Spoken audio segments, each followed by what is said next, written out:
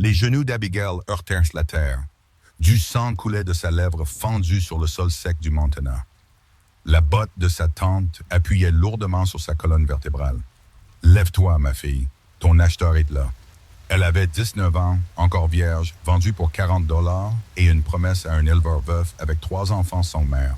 Ce qui allait se passer ensuite secourait toute la vallée de Willow Creek. Si vous croyez aux secondes chances et à l'amour qui renaît de ses cendres, abonnez-vous maintenant et suivez cette histoire jusqu'à la toute fin. Dites-moi de quelle ville vous venez dans les commentaires.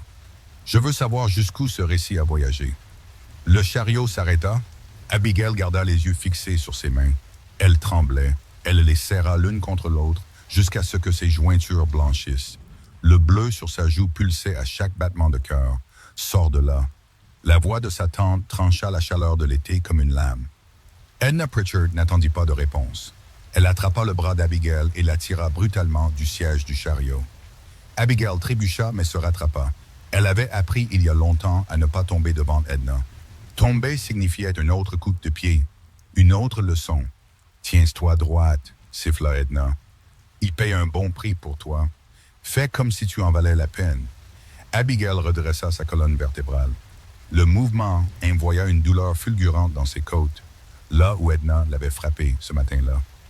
Elle ne tressaillit pas. Elle avait cessé de tressaillir il y a 3 ans. Un homme se tenait sur le porche du ranch, grand, les épaules larges. Un chapeau noir masquait son visage. Il ne bougeait pas, ne parlait pas. Il se contentait de regarder. Edna lissa sa jupe et afficha un large sourire. « Monsieur Callahan, quel plaisir de vous rencontrer enfin en personne. » L'homme descendit du porche, 1 pas, 2, il s'arrêta à environ 2 mètres et releva son chapeau. Abigail vit ses yeux pour la première fois. Gris, froid comme des pierres de rivière en janvier. Madame Pritchard, sa voix était basse, rauque. « C'est la fille? » « C'est bien elle, Abigail May Thornton. » 19 ans, en bonne santé comme un cheval, et Edna baissa la voix. Intacte, si vous voyez ce que je veux dire. Le visage d'Abigail s'enflamma. Elle garda les yeux rivés au sol. L'homme, Callahan, ne dit rien pendant un long moment. Puis, elle est maigre. Elle ne mange pas beaucoup. Ça vous fait faire des économies. Elle a des bleus. Le sourire d'Edna vacilla. Une file maladroite. Elle est tombée dans les escaliers ce matin. Abigail sentit son regard sur elle, lourd, inquisiteur. Elle ne leva pas les yeux. « Regarde-moi. » L'ordre était calme mais absolu. Abigail leva le menton, croisa ses yeux gris. Il étudia son visage, la lèvre fendue, la fleur violette qui s'étendait sur sa pommette, le bleu plus ancien et jaunissant près de sa tempe. « Tomber dans les escaliers, répéta-t-il. C'est exact. Il doit y avoir beaucoup d'escaliers dans votre maison, madame. » Les yeux d'Edna se plissèrent. « Vous voulez la fille ou non, monsieur Callahan? J'ai d'autres acheteurs intéressés. »« Non, vous n'en avez pas. » Les mots restèrent en suspens. Le visage d'Edna rougit. « Écoutez-moi bien, 40$. » Callahan plongea la main dans son manteau et en sortit une bourse en cuir.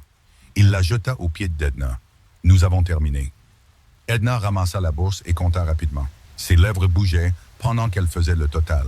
Satisfaite, elle la glissa dans son corsage et se tourna vers le chariot.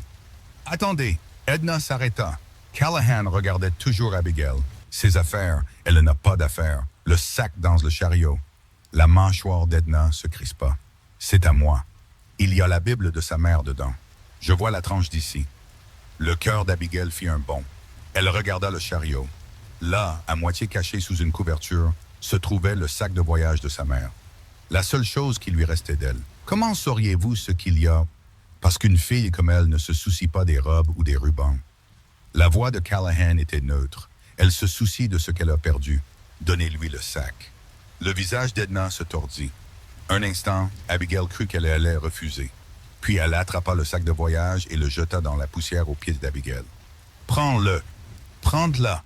Bon débarras de vous deux. » Le chariot s'éloigna rapidement, soulevant la poussière. Abigail le regarda partir. 5 ans.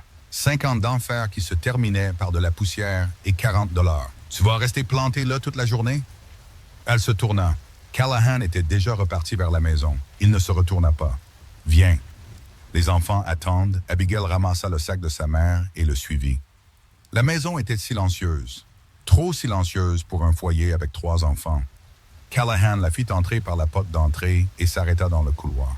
Sam, Tommy, Lily, descendaient. Des pas grincèrent à l'étage, puis dans les escaliers. 3 enfants apparurent. Le garçon le plus âgé arriva le premier. 10 ans, peut-être 11. Les cheveux sombres comme son père. La même mâchoire dure. Il regarda Abigail comme si elle était un chien errant qui s'était aventuré sur la propriété. Derrière lui, un garçon plus jeune, 7 ans environ. Les cheveux en désordre, de la terre sur le nez, un petit chien sous le bras. Il la dévisagea avec une curiosité non dissimulée. La dernière à arriver fut la fille. Toute petite, 4 ans tout au plus. Elle serrait d'un mouchoir délavé contre sa poitrine et se cachait derrière ses frères. « Voici Abigail, » dit Callahan. « Elle reste ici. » Les yeux du garçon aîné brillèrent. « On n'a pas besoin d'elle. Sam, on s'en sortait très bien sans... » Samuel. La voix de Callahan baissa d'un ton. Le garçon se tut. « Elle reste. » C'est la fin de la discussion. Sam se retourna et s'éloigna. Ses pas résonnèrent dans les escaliers. Une porte claqua. Le plus jeune garçon changea le chien de bras. « Est-ce qu'elle va être notre nouvelle maman? » Tommy. La mâchoire de Callahan se crispa. « Ne dis pas ça. »« Mais papa, je demandais juste.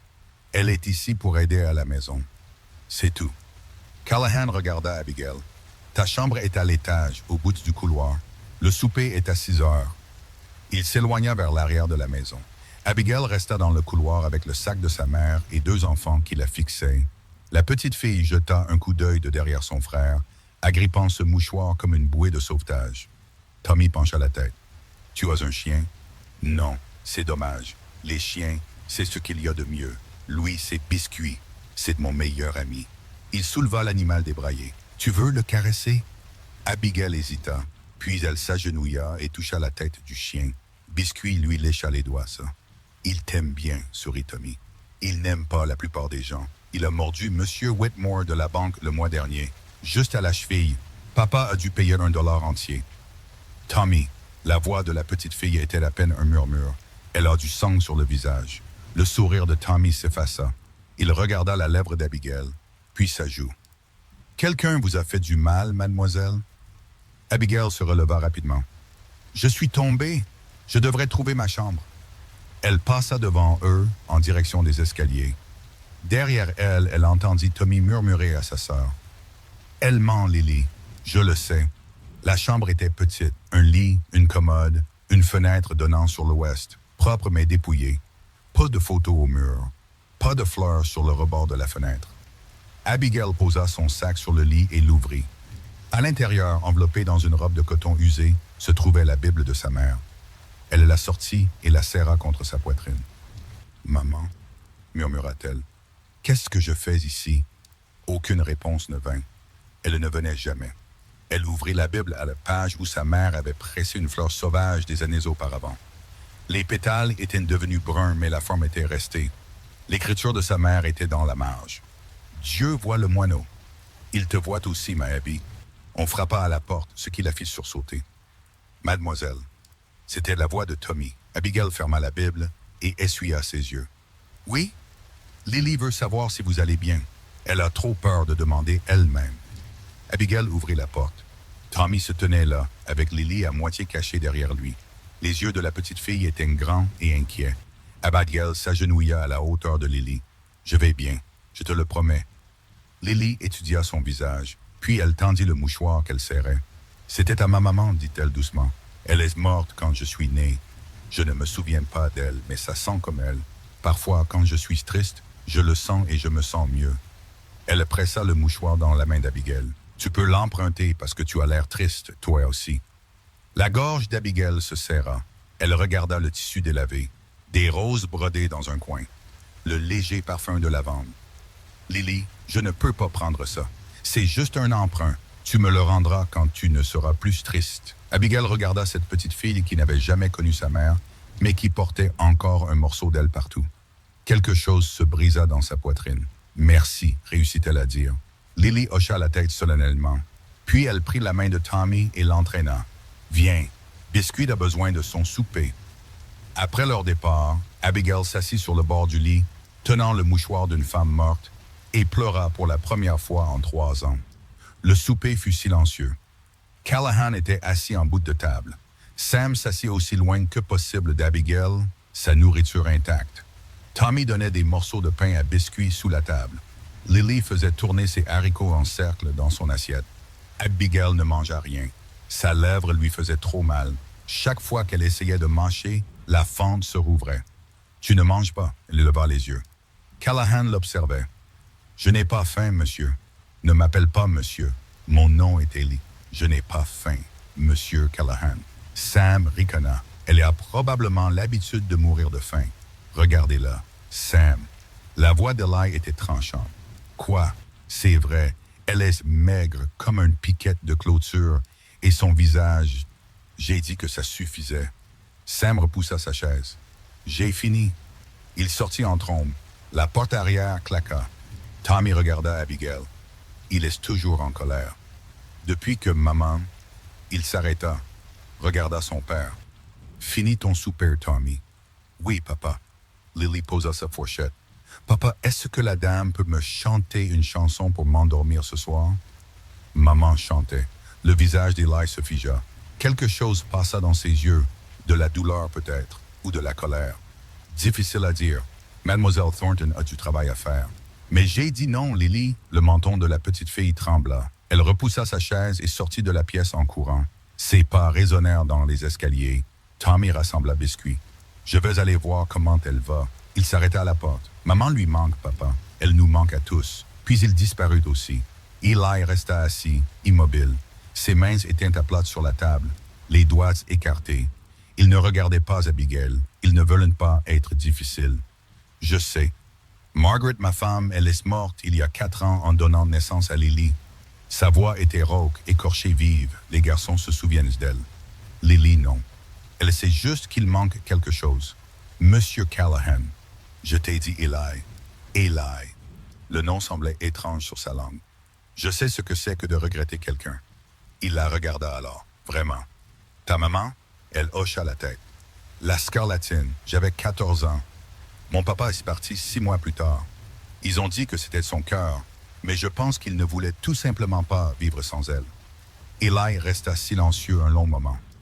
Puis, c'est ta tante qui t'a fait ça au visage? La main d'Abigail se porta à sa joue. Je vous ai dit que j'étais tombé. Tu lui as dit. Tu ne m'as dit que des mensonges depuis que tu es arrivé ici. Elle croisa son regard. Ils étaient toujours froids, toujours gris.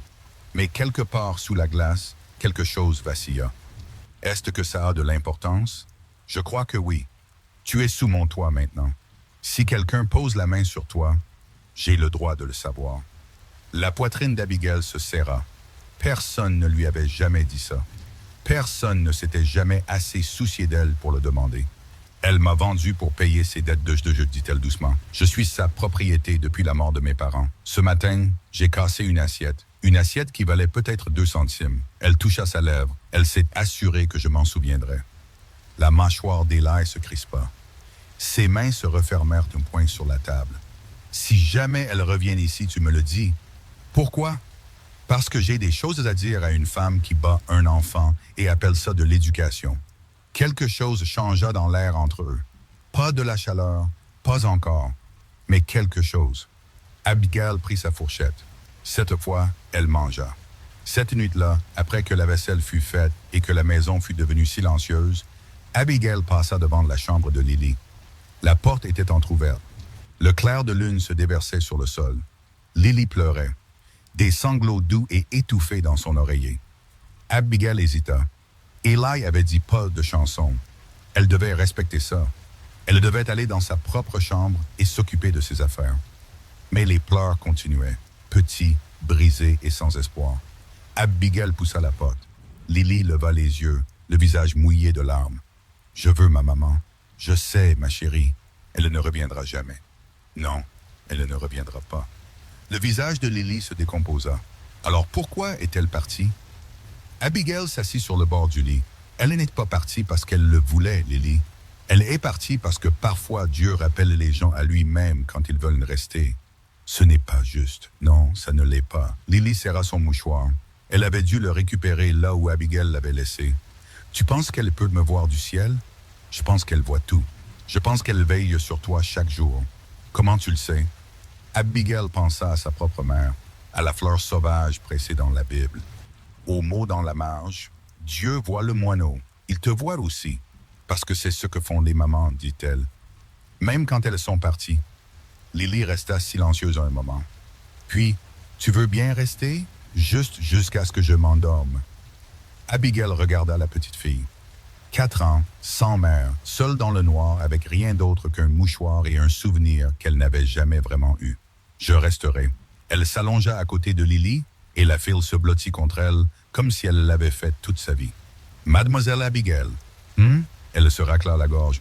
Tu peux chanter si tu veux. Je ne le dirai pas à papa. Abigail sourit malgré elle. Et doucement, très doucement, elle se mit à fredonner un vieil hymne que sa mère chantait. Pas de mots, juste la mélodie flottant dans l'obscurité comme une prière. En quelques minutes, Lily dormait. Abigail resta quand même. Parce qu'à ce moment-là, tenant un enfant sans mère dans ses bras, elle ressentit quelque chose qu'elle n'avait pas ressenti depuis 5 ans. Un but. Elle ne savait pas qu'Eli regardait depuis le couloir. Ne le vit pas debout dans l'ombre, une main appuyée contre le cadre de la porte, le visage détourné. Ne le vit pas fermer les yeux quand il l'entendit fredonner cet hymne. Le même hymne que Margaret avait l'habitude de chanter. Ne le vit pas s'éloigner sans un mot. Son poing pressé fort contre sa poitrine, comme pour retenir quelque chose à l'intérieur qui luttait pour se libérer. Mais quand Abigail regagna enfin sa propre chambre vers minuit, elle trouva quelque chose sur son oreiller. Un petit pot de miel et une note pliée d'une écriture rude et inégale. Pour ta lèvre. Elle tint la note longtemps, fixant cette unique lettre, puis elle dévissa le pot, appliqua du miel sur sa blessure, et pour la première fois en 5 ans, s'endormit sans rêver des points de sa tante. La dette. Le matin arriva, dur et précoce. Abigail se réveilla au son de cris. Elle jeta sa couverture et descendit en courant. À travers la fenêtre, elle vit Eli dans la cour, face à un homme en costume noir élégant.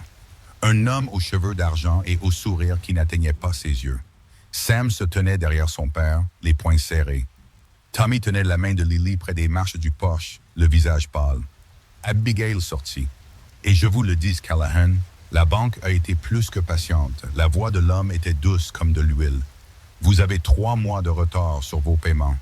3 mois, je l'aurai d'ici la fin de l'été, Whitmore. C'est ce que vous avez dit l'été dernier. Et l'été d'avant. L'homme, Whitmore, écarta les mains. Je suis un homme raisonnable. Mais la banque a des actionnaires. Ils attendent des rendements. C'est vous l'actionnaire, dit Eli sèchement. Vous possédez la banque. Ne prétendez pas qu'il s'agit des actionnaires. Le sourire de Whitmore s'amincit. Attention, Callahan. J'essaie de vous aider. Je pourrais saisir la propriété demain si je le voulais. Alors pourquoi ne le faites-vous pas? Les yeux de Whitmore passèrent au-delà d'Eli. Ils trouvèrent Abigail sur le porche, parcoururent lentement son corps de haut en bas. Tiens, qui est-ce?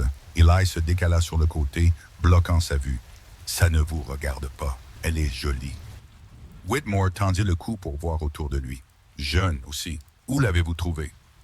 Whitmore. L'avertissement dans la voix d'Eli était sans équivoque. Whitmore leva les mains en signe de fausse reddition. Je demande juste, mon ami. Je demande juste. Il ajusta son chapeau. Vous avez jusqu'au 1er septembre. Après ça, cette terre deviendra la propriété de la Willow Creek Bank and Trust. Il inclina son chapeau vers le porche. Madame. Puis il monta dans sa voiture et s'éloigna.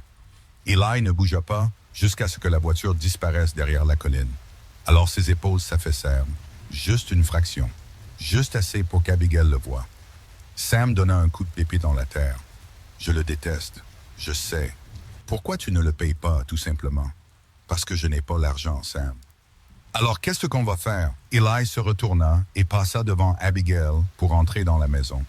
Il ne répondit pas, ne la regarda pas, ne dit pas un mot. Mais Abigail vit son visage. Elle vit la peur. Le lendemain matin, Abigail trouva Sam dans la grange avant le lever du soleil. Il ne leva pas les yeux quand elle entra. Il continua simplement à brosser la jument avec des gestes durs et coléreux. « Tu es levé tôt, dit-elle. Toi aussi. Je n'arrivais pas à dormir. Ce n'est pas mon problème. » Abigail s'approcha. La jument bougea, les oreilles frémissant. « Ton père a dit que tu es celui qui en sait le plus sur les chevaux. J'espérais que tu pourrais m'apprendre. » Sam arrêta de brosser.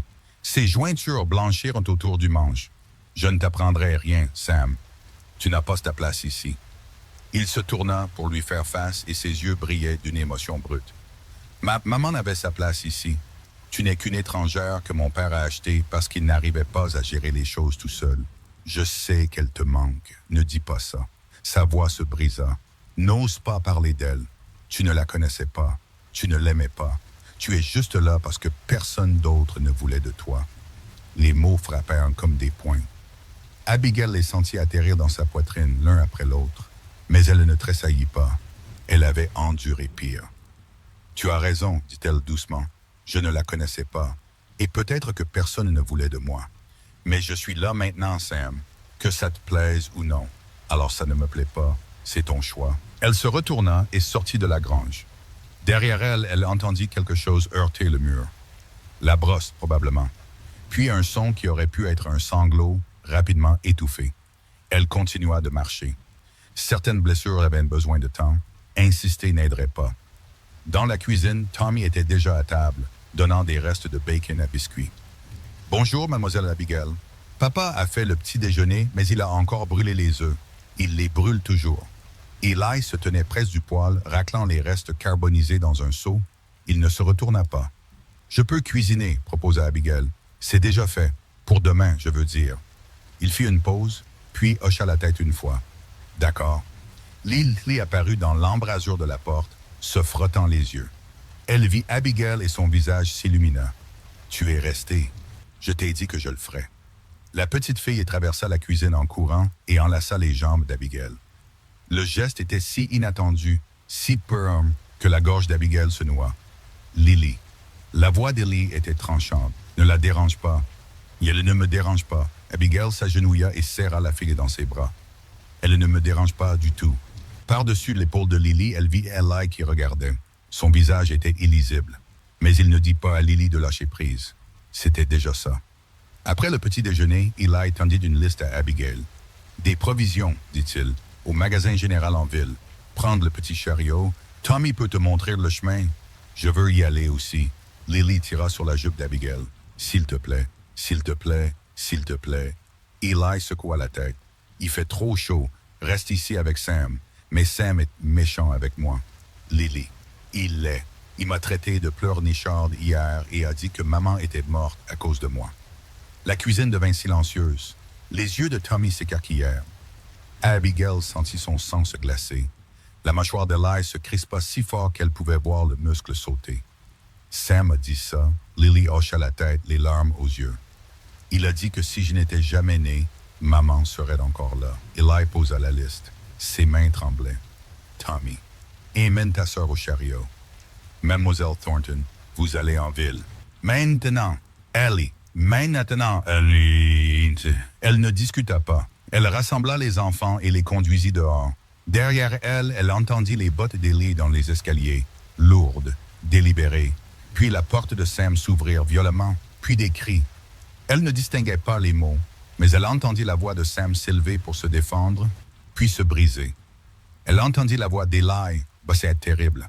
Elle entendit quelque chose qui ressemblait à des pleurs.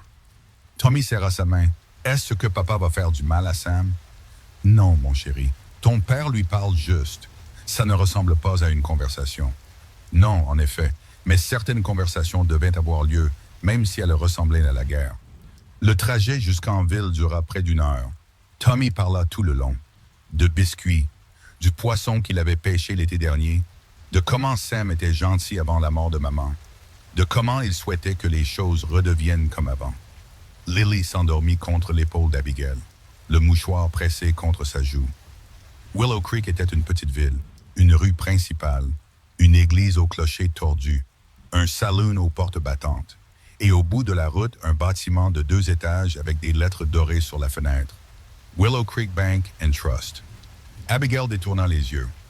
Le magasin général était tenu par une femme nommée Ruth Hensley, le visage rond, les cheveux gris, avec des yeux vifs qui ne manquaient rien.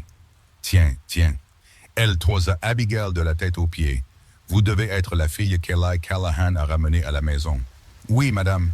La moitié de la ville m'a déjà parlé de vous. Les nouvelles vont vite par ici. » Ruth se pencha sur le comptoir. « Tu fuis quelque chose, ma fille? Abigail hésita. Plus maintenant. Ruth l'étudia un long moment, puis elle sourit. Bonne réponse. Maintenant, de quoi as-tu besoin? Pendant qu'Abigail rassemblait les provisions, Tommy et Lily exploraient le magasin. Tommy trouva un bocal de bonbons à 1 sou et pressa son nez contre la vitre. Mademoiselle Abigail, on peut en avoir, s'il vous plaît. On n'a pas eu de bonbons depuis Noël. Abigail vérifia ses poches. Eli lui avait donné exactement assez pour les provisions. Rien de plus. Je suis désolé, mon chéri. Pas aujourd'hui. Le visage de Tommy s'affaissa. Ce n'est pas grave, je comprends. Mais Ruth avait entendu. Elle plongea la main dans le bocal et en sortit 2 bâtons de menthe poivrée. C'est pour la maison, dit-elle, pour avoir été des enfants si bien élevés. Les yeux de Tommy s'écarquillèrent. Vraiment, vraiment. Allez, emmène ta sœur dehors et profitez-en. Après le départ des enfants, Ruth se tourna vers Abigail. Cet homme, Whitmore, était ici hier. Il posait des questions sur vous. L'estomac d'Abigail se serra. Quel genre de questions? D'où vous veniez? Qui étaient vos parents? Si Eli vous avait payé en espèces? Les yeux de Ruth se plissèrent. Je ne lui ai rien dit. Mais vous devriez savoir que cet homme a des vues sur la terre des Callahan. Depuis des années. Pourquoi? Parce que Margaret Callahan l'a repoussé il y a 20 ans. Elle a choisi Eli à la place. Whitmore est le genre d'homme qui n'oublie pas un affront comme celui-là. Abigail se souvint des yeux de Whitmore glissant sur son corps, de la façon dont il avait souri. Il est dangereux, dit-elle. Plus que tu ne le penses, ma fille. Plus que tu ne le penses. Le trajet du retour fut silencieux. Tommy s'était endormi à côté de Lily, tous deux collants de menthe poivrée. Abigail tenait les rênes et pensait à ce que Ruth avait dit. À propos de Whitmore, à propos de Margaret, à propos d'une rancune qui durait depuis 2 décennies. Quand elle gara le chariot dans la cour, Ellie attendait. Il s'approcha et l'aida à descendre.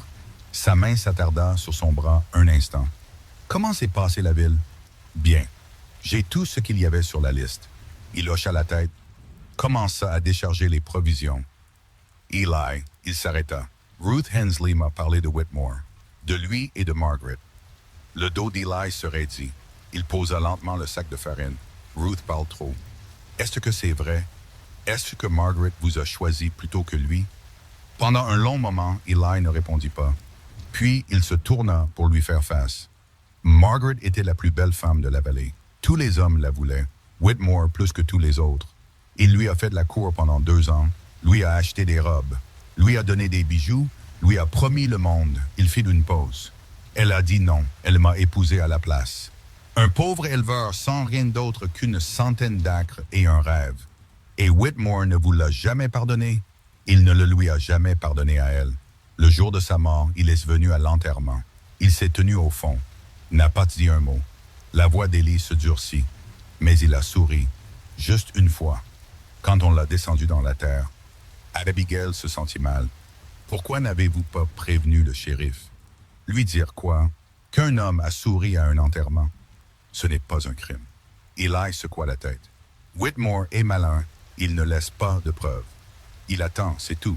Il rachète des dettes, exige des remboursements. Il vous saigne à blanc jusqu'à ce qu'il ne vous reste plus rien. Et les 3 mois que vous devez, ça a commencé par une mauvaise saison, puis une autre. Le bétail est tombé malade. Les récoltes ont été mauvaises. J'ai emprunté pour nourrir les enfants. Il la regarda. Maintenant, il me possède.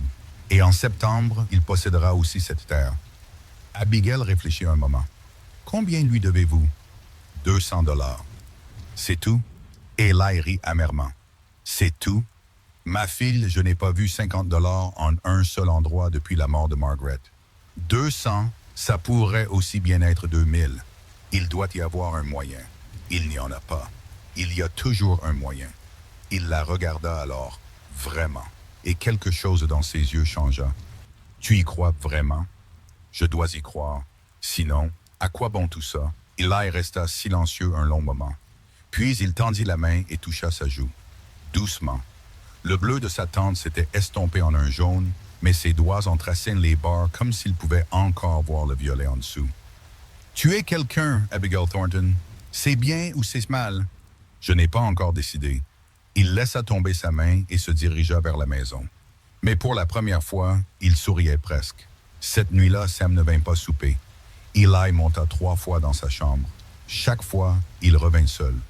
Il ne descend pas, dit Tommy doucement. Il est très contrarié.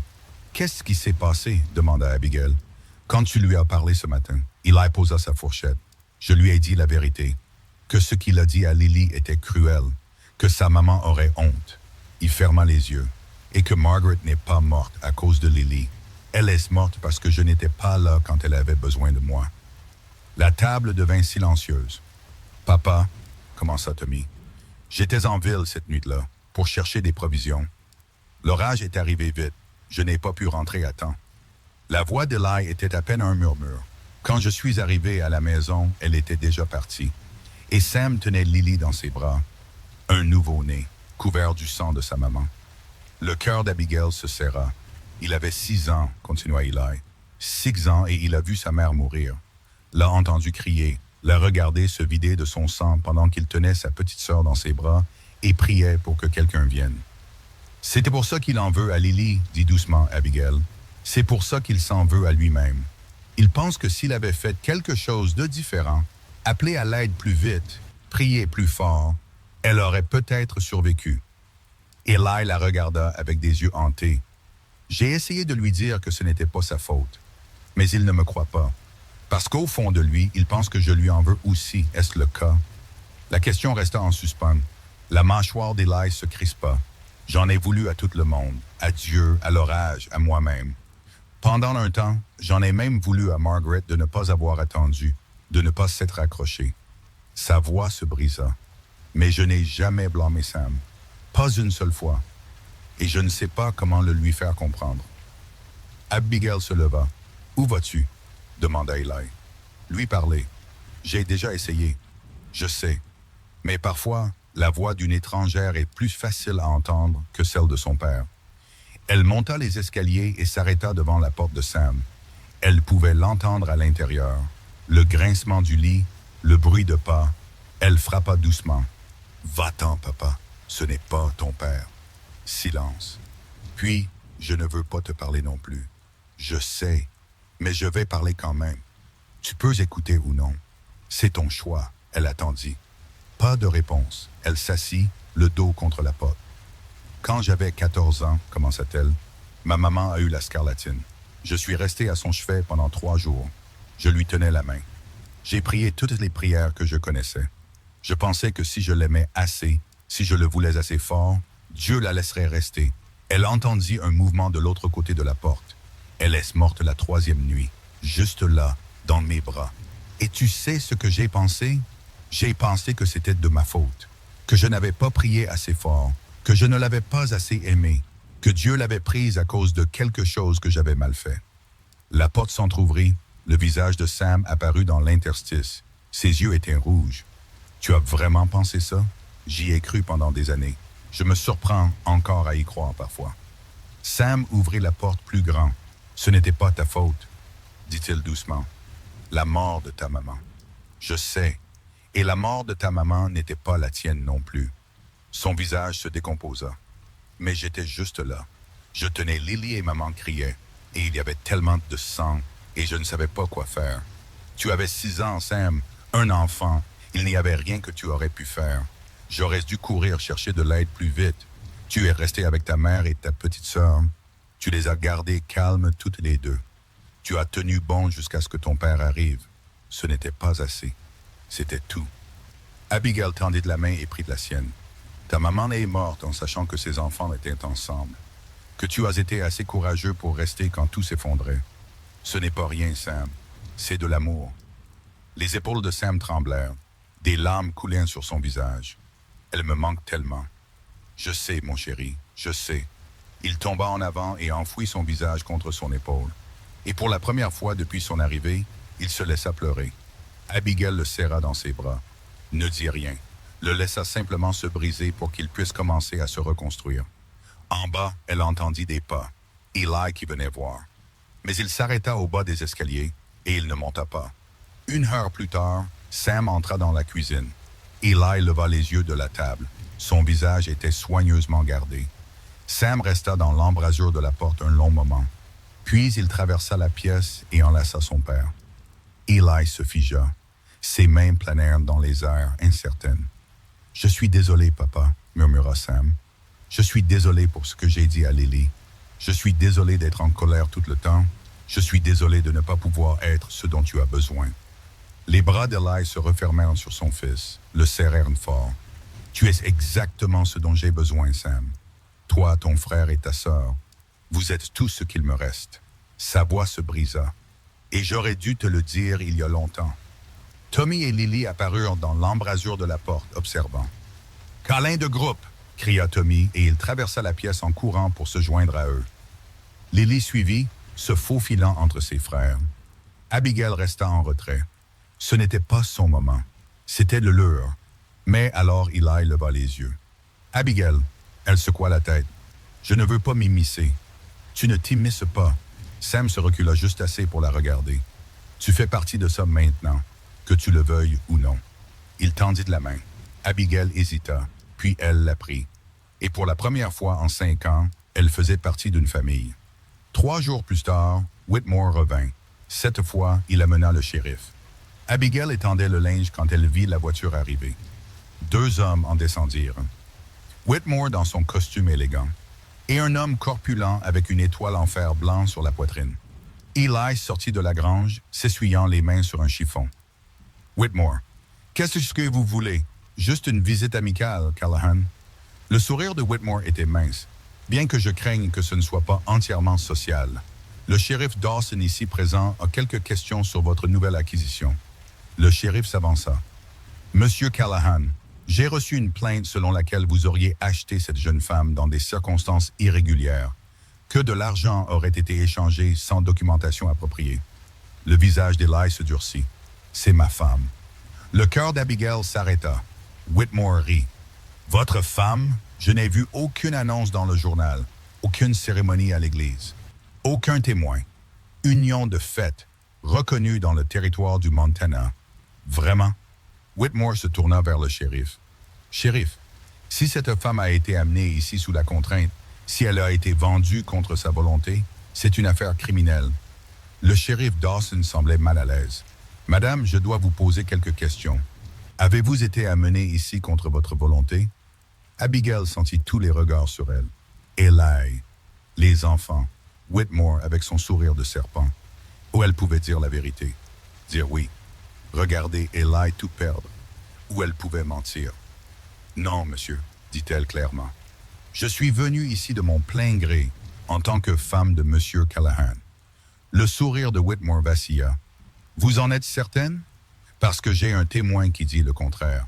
Une certaine Madame Edna Pritchard qui prétend... »« Ma tante est une ivrogne et une joueuse, » coupa Abigail. « Elle dirait n'importe quoi pour le bon prix. Je suppose que vous l'avez bien payé, monsieur Whitmore. » Les sourcils du shérif se haussèrent. Le visage de Whitmore devint rouge. « Écoutez-moi bien. Y a-t-il autre chose, shérif? » Eli s'avança, se positionnant entre Whitmore et Abigail.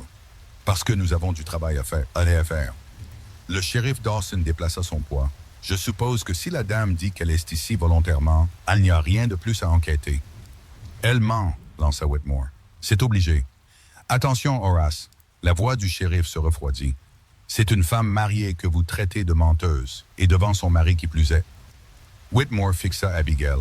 Ses yeux étaient froids, calculateurs. « Ce n'est pas fini, Callahan.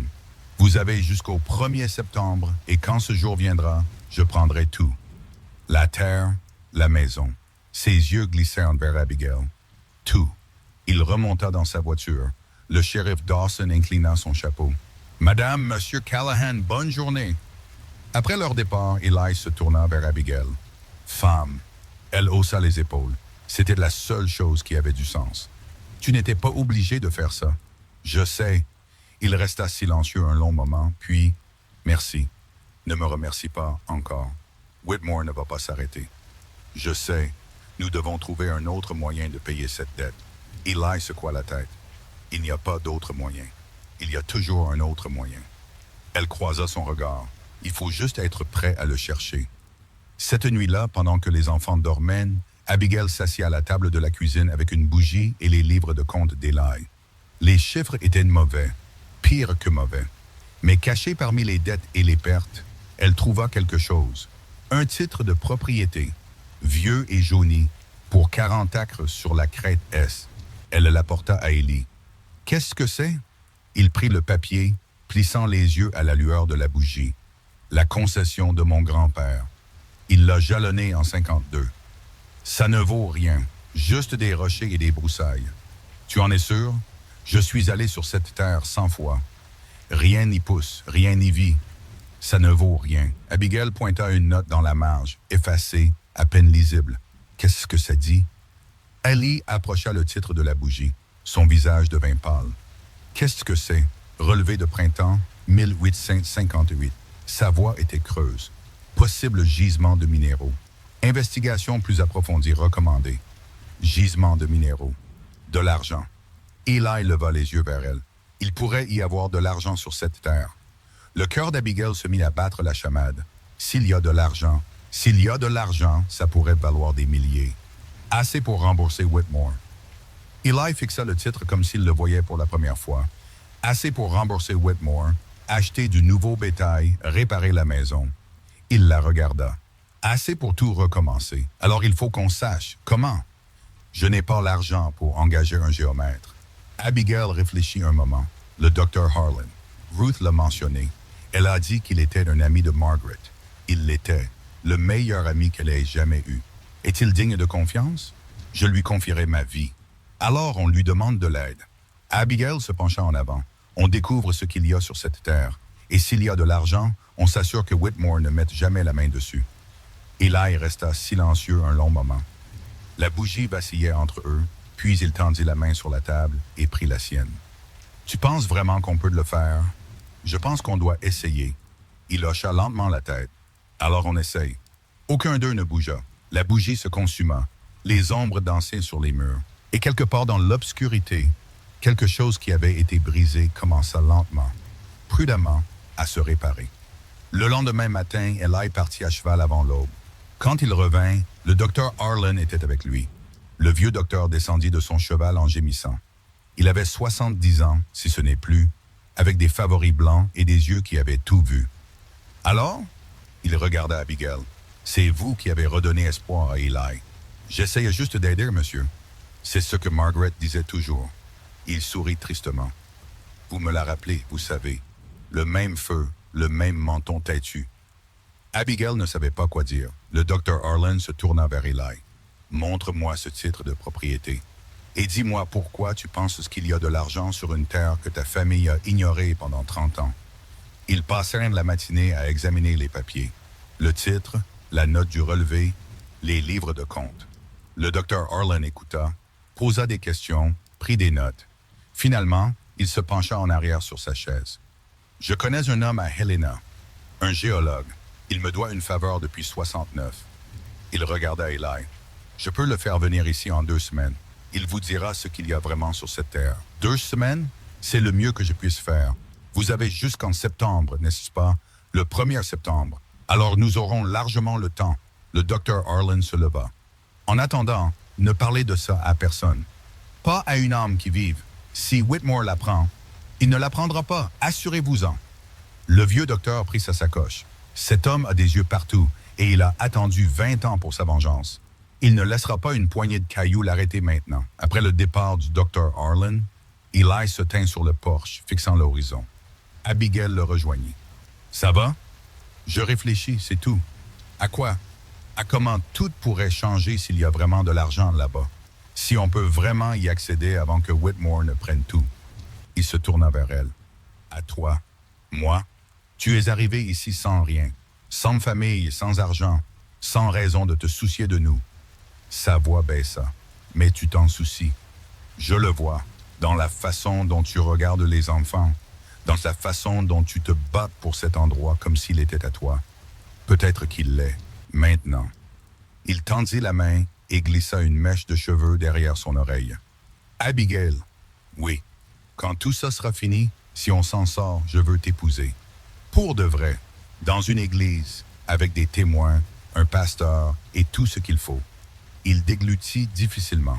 « Mais seulement si tu le veux aussi. » Le cœur d'Abigail battait si fort qu'elle pensait qu'il devait l'entendre.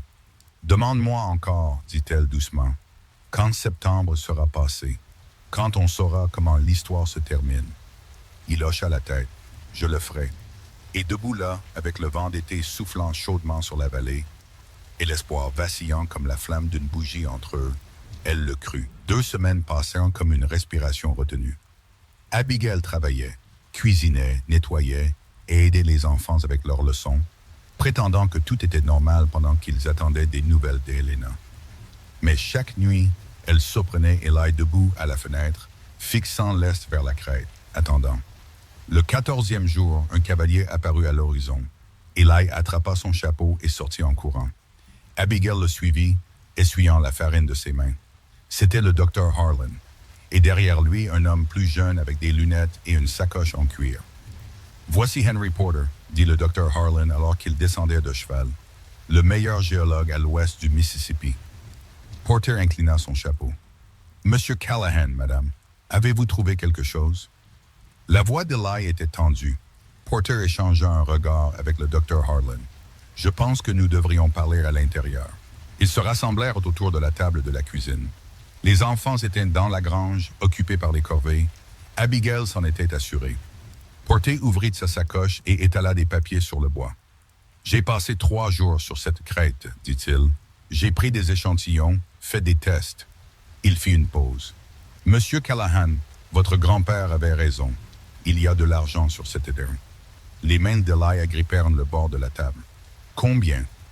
D'après mes premières conclusions, un filon important pourrait valoir entre 10 000 et 50 000 $, selon la profondeur et l'accessibilité. Le souffle d'Abigail se coupa. 50 000 $. Vous en êtes certain? Demanda-t-elle. Aussi certain que je puisse l'être sans une excavation complète. Mais les indicateurs Thor sont forts. Très forts. Eli se rassit. Son visage était pâle. Toutes ces années, murmura-t-il. Toutes ces années, c'était juste là. Le docteur Harlan se pencha en avant. Il y a une complication. Bien sûr qu'il y en a une. La nouvelle s'est répandue. Je ne sais pas comment. Mais ce matin, j'ai entendu dire que Whitmore posait des questions sur les droits miniers dans la vallée. Il est méfiant. La mâchoire d'Eli se crispa. Combien de temps avant qu'il ne comprenne? Des jours, peut-être moins. Alors, on doit agir vite. Eli se leva. Je dépose la concession minière demain. Je la fais enregistrer avant qu'il ne puisse faire quoi que ce soit. Porter secoua la tête. Ce n'est pas si simple. Pour déposer une concession, vous devez prouver la propriété de la terre. Un titre de propriété clair, sans privilège. Je possède cette terre. Mon grand-père, votre grand-père a jalonné une concession, oui. Mais le titre n'a jamais été correctement enregistré. Et il y a 3 mois, Whitmore a racheté toutes les concessions non enregistrées du comté. Le visage de Porter était sombre. Techniquement, cette terre lui appartient maintenant. Le silence était assourdissant. Non. La voix des Daly était à peine un murmure. Non, ce n'est pas possible. Je suis désolé, Monsieur Callahan. J'ai vérifié les registres moi-même. Abigail sentit le sol basculer sous ses pieds. Il doit y avoir quelque chose, dit-elle. Un moyen de contester. Il y en a peut-être un. Le docteur Harlan sortit un papier plié de son manteau. J'ai fait quelques recherches de mon côté. Il s'avère que l'achat de Whitmore n'était pas entièrement légal. Il a soudoyé le greffier du comté pour antidater les documents. Pouvez-vous le prouver? Le nom du greffier est Morton Hayes, et il se saoule à mort au saloon tous les soirs depuis 1 mois. La culpabilité, je suppose. Les yeux d'Eli se plissèrent. Vous pensez qu'il parlerait? Je pense qu'un homme qui se noie dans le whisky et la honte pourrait apprécier une chance de se confesser. Abigail se leva. Alors on le trouve, ce soir. Eli secoua la tête. Trop dangereux. Si Whitmore découvre que nous posons des questions, il est déjà méfiant. Nous n'avons pas le temps d'être prudents. Elle a raison, dit doucement le docteur Harlan. Chaque jour que vous attendez est un jour où Whitmore se rapproche de la vérité. S'il dépose sa propre concession minière avant que vous ne puissiez prouver que la terre est à vous, il gagne, termina Eli. Il prend tout. La pièce devint silencieuse. Eli regarda Abigail. Quelque chose passa entre eux.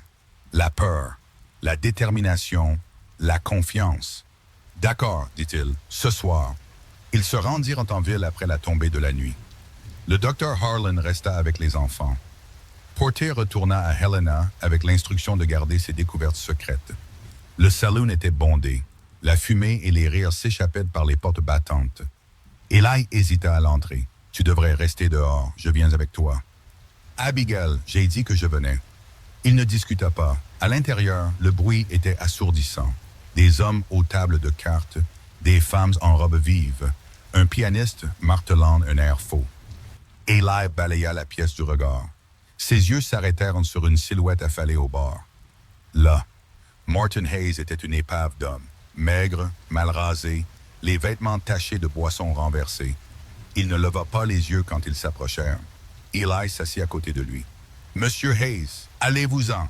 J'ai besoin de vous parler. » J'ai dit « Allez-vous-en. » Hayes leva son verre d'une main tremblante. « Je n'ai rien à dire à personne. » Abigail se pencha. « Pas même à propos Doris Whitmore? » Hayes tressaillit comme si elle l'avait giflé. « Je ne sais pas de quoi vous parlez. Je pense que si. » Abigail garda sa voix basse. « Je pense que vous savez exactement ce que Whitmore vous a fait faire. Et je pense que ça vous ronge de l'intérieur. » La main de Hayes trembla. Du whisky se renversa sur le bord. « Vous ne comprenez pas. Il va me tuer. Il a des hommes partout. Il ne vous tuera pas s'il est en prison. » Hayes rit amèrement. « En prison? Les hommes comme Whitmore ne vont pas en prison. Ils possèdent les juges. Ils possèdent le shérif. Ils possèdent tout. »« Pas tout, » dit Eli. « Pas encore. » Hayes le regarda enfin. Ses yeux étaient injectés de sang, hantés. « Vous êtes Callahan, celui avec la terre sur la crête. » « C'est exact. Il parle de vous, vous savez, à la banque. Il dit que vous êtes un imbécile qui ne sait pas sur quoi il est assis. » La voix de Hayes baissa. « Mais lui, il sait. Il le sait depuis des mois. » Le sang d'Abigail se glaça. « Il sait pour l'argent. Il l'a découvert l'hiver dernier. Il a engagé un géomètre en secret. Quand le rapport est revenu un peu, il a commencé à racheter toutes les concessions non enregistrées du comté. » Hayes secoua la tête. La terre de votre grand-père était la première sur la liste. Eli attrapa le bras de Hayes. « Vous avez des preuves, des documents. J'ai des copies de tout. Les dates, les signatures, l'argent du pot de vin. » Hayes se dégagea. « Je les ai gardés au cas où j'aurais besoin d'un moyen de pression un jour. Mais ça n'a plus d'importance maintenant. Pourquoi pas? Parce que Whitmore sait que je suis faible. Il sait que je bois. Il sait que personne ne croira un greffier ivre plutôt que l'homme le plus riche de la vallée. » Des larmes montèrent aux yeux de Hayes. « Je suis un homme mort, Callahan. La seule question est de savoir combien de temps il me laissera respirer. » Abigail agrippa le bord du bar. « Où sont les documents? » Hayes la fixa. « Pourquoi devrais-je vous le dire? Parce que vous n'êtes pas le seul que Whitmore a détruit. Parce qu'il a pris la terre de mon mari, son gagne-pain, sa paix. » Elle soutint son regard. « Parce que si nous ne l'arrêtons pas, il le fera à quelqu'un d'autre, et à quelqu'un d'autre après, jusqu'à ce qu'il ne reste plus que son empire et nos tombes. » Hayes resta silencieux un long moment.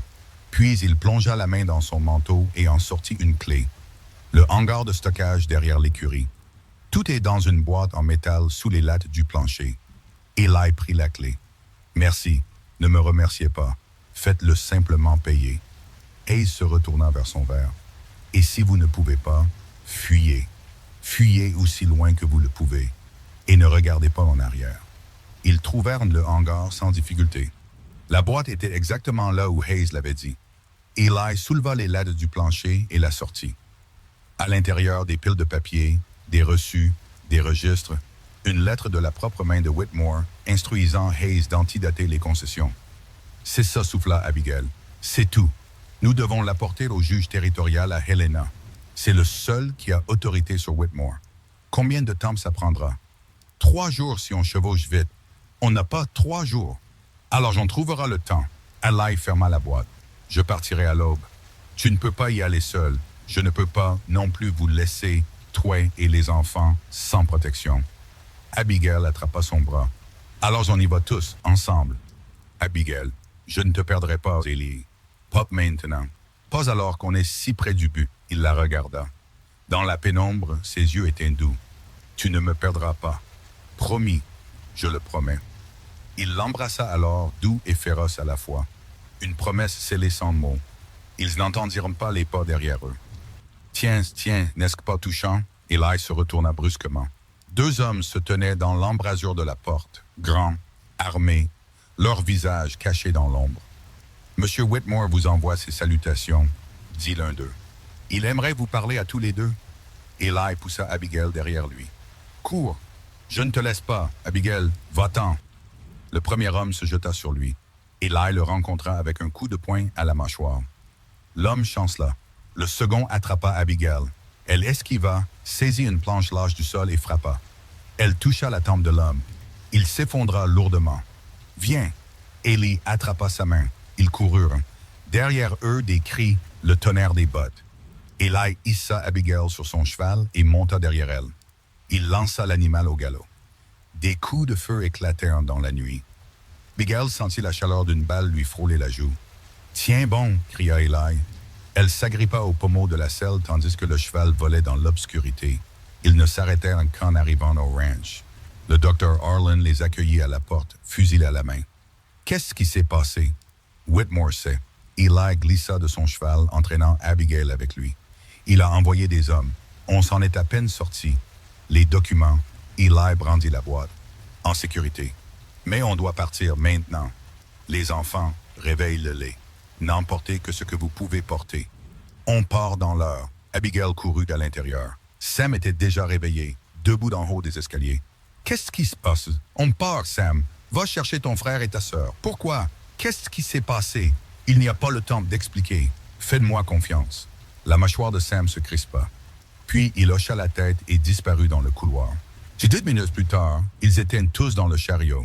Eli aux rênes, le docteur Harlan chevauchant à ses côtés. Les enfants se blottissaient ensemble sous des couvertures. Lily serrait la main d'Abigail. Les méchants hommes vont venir. Pas si on est rapide, mais et biscuit. Abigail baissa les yeux. Tommy serrait le petit chien contre sa poitrine, des larmes coulant sur son visage. Il a peur, murmura Tommy. Il n'aime pas courir. Moi non plus, mon chéri. Mais parfois, courir est notre seul moyen de survivre. Le chariot s'ébranla. Derrière eux, le ranch disparut dans l'obscurité. Ils chevauchèrent toute la nuit. À l'aube, ils atteignirent un relais à 10 miles à l'est. Une petite cabane abandonnée mais intacte. Eli aida les enfants à entrer pendant que le docteur Harlan montait la garde. « On va se reposer ici quelques heures, dit Eli. Puis on continuera vers Helena. Et si les hommes de Whitmore nous suivent, alors on s'en occupera. » Abigail alla voir les enfants. Sam s'était endormi avec Lily dans ses bras. Tommy était recroquevillé avec Biscuit à ses pieds. Quelque chose se tordit dans sa poitrine. « Ils ne devraient pas avoir à vivre comme ça, » dit-elle doucement. À fuir, à se cacher, à avoir peur. Eli se tenait à côté d'elle. « Quand tout ça sera fini, ils n'auront plus à le faire. »« Tu y crois vraiment? »« Je dois y croire. » Il prit sa main. « C'est toi qui m'as appris ça. » Elle se pencha contre lui, épuisée, terrifiée, pleine d'espoir. « Eli, s'il t'arrive quelque chose, ça n'arrivera pas. Mais si ça arrive, il la tourna pour lui faire face. Écoute-moi. Quoi qu'il arrive, tu mets tes enfants en sécurité. Tu les emmènes quelque part où Whitmore ne peut pas les atteindre. Tu les élèves, tu les aimes. Sa voix se brisa. Promets-le-moi, je te le promets. Mais seulement si tu promets de rester en vie. Je ferai de mon mieux. Ce n'est pas assez bien. Il sourit presque. Alors je le promets. Ils se tinrent l'un contre l'autre alors que le soleil se levait. Ce fut le dernier moment de paix qu'ils auraient pour longtemps. Vers midi, le son de sabots brisa le silence. Eli attrapa son fusil. Reste avec les enfants. Eli, reste. Il se déplaça vers la fenêtre. 3 cavaliers s'approchaient, puis 4, puis 6. À leur tête se trouvait Horace Whitmore. Le sang d'Eli se glaça. Callahan. La voix de Whitmore retentit. « Je sais que vous êtes là-dedans. Sortez et nous pourrons discuter de ça comme des hommes civilisés. Silence, je vous donne une chance. Remettez les documents et je laisserai votre famille partir. Refusez et... » Il fit un geste vers ses hommes. « Eh bien, je suis sûr que vous pouvez imaginer. » À l'intérieur, Sam était maintenant réveillé. Il attrapa Tommy et Lily, les tirant vers l'arrière de la cabane. « Y a-t-il une autre sortie? » demanda Abigail. « La cave à légumes, » dit le docteur Harlan. « Les portes sont sous le plancher de la cuisine. Elle mène à 50 mètres au-delà de la lisière des arbres. Prends les enfants. Et vous? Je reste avec Eli. Abigail, non. Je ne le quitte pas. Sam s'avança. Je les ferai sortir. Je connais ces bois. Papa m'a appris.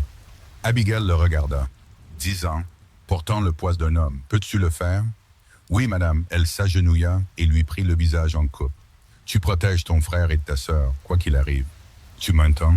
Je t'entends. Et Sam, elle déglutit difficilement. Si on ne s'en sort pas, vous vous en sortirez. Si on ne s'en sort pas, tu continues. Tu trouves un endroit sûr. Tu te construis une vie. Sa voix se brisa. Et tu te souviens qu'on vous a aimé. Vous tous. Les yeux de Sam brillèrent. Je m'en souviendrai. Il rassembla Tommy et Lily. Le docteur Harlan les conduisit à la porte de la cave. Abigail les regarda disparaître dans l'obscurité. Puis elle prit un fusil et se plaça à côté d'Eli. Je t'avais dit de rester avec les enfants. Ils sont en sécurité. Le docteur Harlan est avec eux. Tu aurais dû y aller aussi. Ma place est ici. Il la regarda. Quelque chose de féroce brûlait dans ses yeux. Quand ce sera fini, dit-il, je t'épouserai dans la plus grande église du Montana. C'est une demande en mariage? C'est un fait. Malgré tout, elle rit. Alors j'accepte. Dehors, Whitmore perdait patience. Dernière chance, Callahan. Sortez maintenant ou nous entrons. Eli prit une inspiration. Puis il ouvrit la porte et sortit sur le porche. Je suis là, Whitmore. Qu'est-ce que tu veux? Tu sais ce que je veux. Les documents, je les ai déjà brûlés. L'œil de Whitmore tressaillit. Ne joue pas avec moi, je ne joue pas. Eli garda sa voix calme.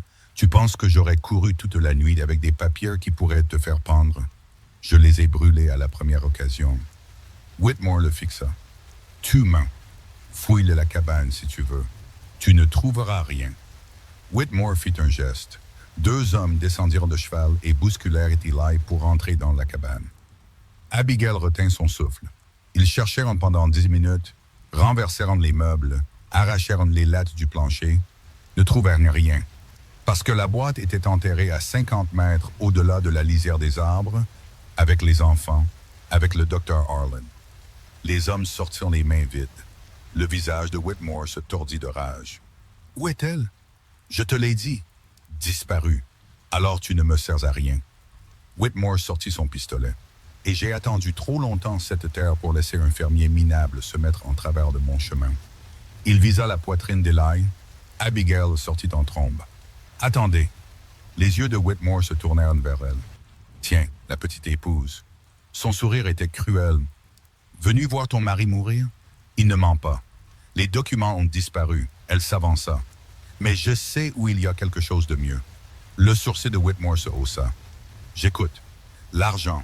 Je sais exactement où il se trouve sur cette crête. J'ai vu les cartes du géomètre. » « Abigail, ne fais pas ça. Je vous y emmènerai moi-même. Je vous montrerai l'emplacement exact. » Elle soutint le regard de Whitmore. « Tout ce que je demande, c'est que vous le laissiez partir. » Whitmore réfléchit. « Tu trahirais ton propre mari. Ce n'est pas mon mari. Pas vraiment. Juste une transaction, vous vous souvenez? » Elle durcit sa voix. « Et j'ai appris que la seule façon de survivre est de savoir quand limiter ses pertes. » Eli la fixa. « Abigail, ne fais pas ça. » Elle ne le regarda pas. C'est le seul moyen. Whitmore rit. « Je savais que je vous aimais bien. » Il rengaina son pistolet. « D'accord. Vous venez avec moi sur la crête. Montrez-moi ce que je veux voir, et si vous dites la vérité, je laisserai Callahan vivre. Votre parole. Ma parole. » Abigail se dirigea vers son cheval. Eli attrapa son bras. « Ne fais pas ça. » Elle se tourna, croisa son regard, et à ce moment-là, elle essaya de tout lui dire sans mots. « Fais-moi confiance. J'ai un plan. N'abandonne pas. »« Je dois le faire, dit-elle. » Puis elle monta sur le cheval de Whitmore, et ils s'éloignèrent. Eli la regarda jusqu'à ce qu'elle disparaisse derrière la colline, puis il tomba à genoux. « Mon Dieu, murmura-t-il, s'il vous plaît, ne me laissez pas la perdre, elle aussi. » Le vent n'apporta aucune réponse, mais quelque part au loin, un coyote hurla et Eli Callahan, pour la première fois en 4 ans, se mit à prier. Le trajet jusqu'à la crête dura 2 heures. Abigail ne dit rien. Whitmore ne semblait pas s'en soucier. Il fredonnait pour lui-même, comptant déjà sa fortune. Quand ils atteignirent la limite est, il descendit de cheval et la tira à sa suite. « Montre-moi. » Elle se dirigea vers un groupe de rochers. Son cœur battait si fort qu'elle pouvait à peine respirer. Là, elle pointa un affleurement. C'est là que le géomètre a trouvé les lectures les plus fortes. Whitmore s'approcha, examina les rochers, passa ses doigts sur la surface. Je ne vois rien. Il faut creuser. Le filon est à environ 1 mètre de profondeur. Il se tourna vers ses hommes. Commencez à creuser. Pendant qu'il travaillait, Abigail recula, lentement, prudemment. Elle devait atteindre les chevaux de Bombas. Où crois-tu aller? La main de Whitmore se referma sur son bras. Nulle part. Je voulais juste... Tu me prends pour un idiot? Sa prise se resserra. Tu penses que je ne sais pas que tu gagnes du temps? Ce n'est pas le cas. Il n'y a rien ici. Son visage était à quelques centimètres du sien. Tu m'as menti. L'argent est réel. Le géomètre a trouvé le filon à un demi-mile à l'est. J'ai fait vérifier par mon propre homme il y a des semaines. Les yeux de Whitmore étaient froids. Tu m'as conduit au mauvais endroit exprès. Le sang d'Abigail se glaça. Tu pensais que je ne remarquerais pas? Tu pensais que tu pouvais me déjouer? Il la jeta au sol. Je joue à ce jeu depuis avant ta naissance, ma fille. Il sortit son pistolet. Un dernier mot? Abigail leva les yeux vers lui, vers l'homme qui avait détruit tant de vies, qui avait attendu 20 ans pour se venger d'une femme, qui avait simplement choisi l'amour plutôt que la richesse. Juste un, dit-elle. Et c'est quoi? Elle sourit. Baisse-toi. Le coup de feu vint de nulle part. Whitmore se retourna. Du sang fleurit sur son épaule. Sur la crête au-dessus d'eux, se découpant sur le ciel, se tenait Ely Callahan, fusil levé, les yeux brûlants. Éloigne-toi de ma femme. Whitmore recula en chancelant, se tenant l'épaule. Du sang suintait entre ses doigts. Tuez-le, cria-t-il. Tuez-les tous les deux. Ces hommes se précipitèrent sur leurs armes. Ely tira à nouveau. L'homme le plus proche tomba. Abigail roula, attrapa une pierre et la lança au visage du second homme. Il trébucha en jurant. « Abigail, bouge !» Elle courut vers Ely alors qu'il glissait le long de la crête. Son bras attrapa sa taille et la tira derrière un rocher. Des coups de feu éclatèrent autour d'eux. « Tu es venu, souffla-t-elle. Tu pensais que je ne viendrais pas? Je t'avais dit de rester. Et je t'ai dit que je ne te perdrais pas. » Il rechargea son fusil. On est quitte. Des balles ricochèrent sur le rocher. Ely jeta un coup d'œil, tira 2 fois. Combien en reste-t-il? 4. Il renifla. Peut-être 5. Les enfants, en sécurité. Le docteur Harlan les a emmenés chez le shérif à Millbrook. J'ai envoyé un cavalier à Helena avec les documents. Le cœur d'Abigail fit un bond. Tu l'as fait? J'ai compris que tu gagnais du temps. Le moins que je pouvais faire, c'était de le faire compter. Une autre salve de tir, Ely la serra plus fort. On doit juste tenir jusqu'à l'arrivée des secours. Combien de temps? Quelques heures. On n'a pas quelques heures, alors on improvise.